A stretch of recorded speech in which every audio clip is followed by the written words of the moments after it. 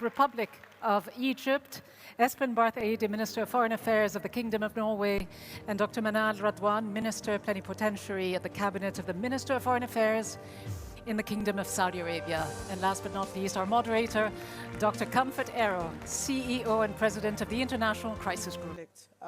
To deal with as well.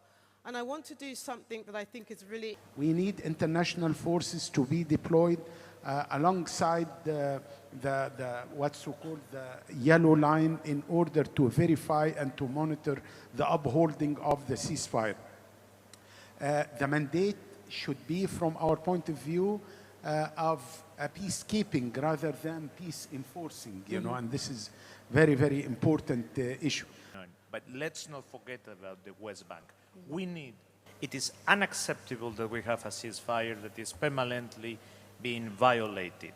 We continue having every week several dozens of innocent Palestinians being killed. This has to stop.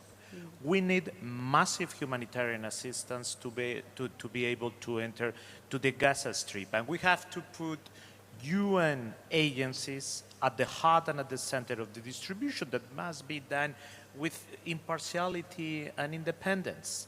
And we must make sure that the people of Gaza, as anyone else in the world, have normal and regular access to food. You said, but because you've raised it yourself about Rafah. So we need to work on the sequencing, and we need to get these these temporary government institutions, the International Security Force, and the Board of Peace in place this month, because it's very urgent.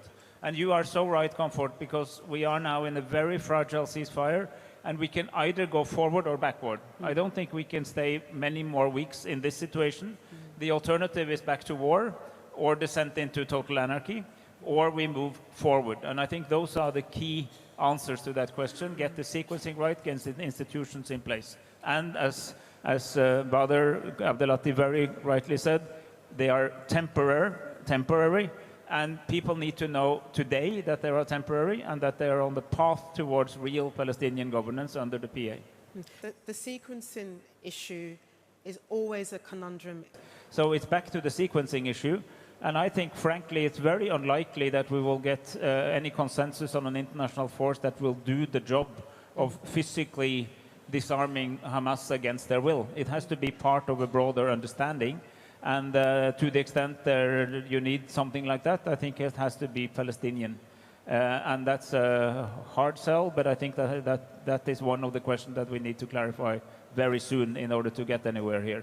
And then the International Stabilization Force will be a peacekeeping force, overlooking, reporting, making sure that this progresses, but where the key actors have to be Palestinians, including that new transitional governance, and the police officers that have actually been trained in Egypt, ready to go in when time is right.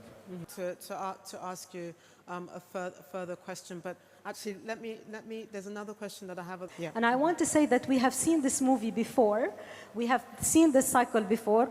Although the last episode in Gaza was very devastating and maybe the most devastating, but we have arrived at this stage before, where there is a war in Gaza, then there is an engagement by the international community, then there is a search for humanitarian assistance, and then political fatigue, and then we forget about it, but only that we could see another more violent cycle of violence erupt.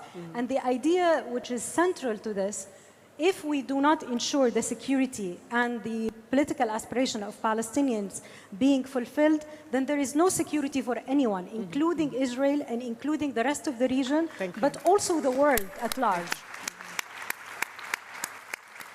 Espen, I know you want to come